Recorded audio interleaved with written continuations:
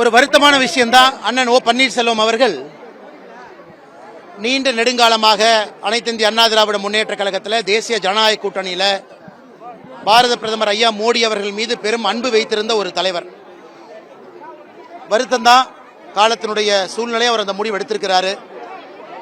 அந்த முடிவு அவருடைய முடிவு. எல்லா முடிவுக்குமே ஒரு சரி ஒரு தவறுன்னு இருக்கும்.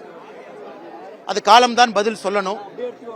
அதனால தனிப்பட்ட முறையில் எனக்கு அண்ணன் ஓபிஎஸ் அவர்கள் மீது பெரும் மரியாதை இருக்கு.